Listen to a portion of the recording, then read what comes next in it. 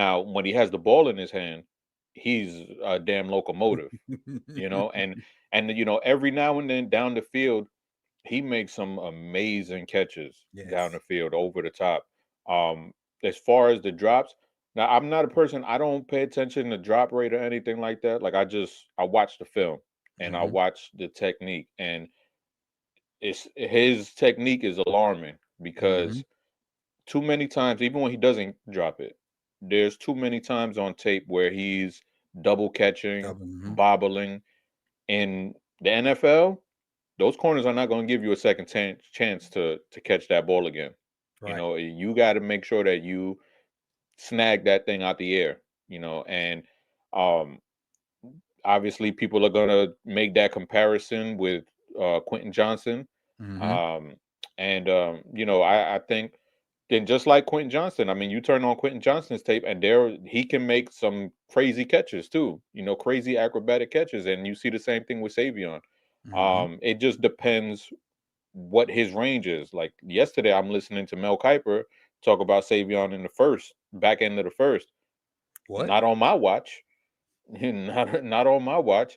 Now, if we're talking about the third, okay, I could get behind that, maybe fourth, maybe. But I think he's probably gonna go higher if you got guys like Mel Kiper talking about him on the back end of the first. But I'm not plugged in like that, so I don't know. Somebody find Mel's plug because I need some of that. Find out who Mel plug is. Well, that might be too strong for. Never mind. I want to know what It's too Mel much, got too much because hair. it's too much. But I'm gonna Savion's smart, man. tell you why I like him. Yeah, so I stopped looking at drop rate too. And well, matter of fact, before we get into why I like, I'm gonna tell you why I stopped looking at drop rate since you brought it up. Keon Coleman. Last year, everybody, Keon Coleman dropped the ball, dropped the ball, dropped the ball, dropped the ball. He can't catch, yada, yada, yada. When I went back and like studied the film, Jordan Travis was ass.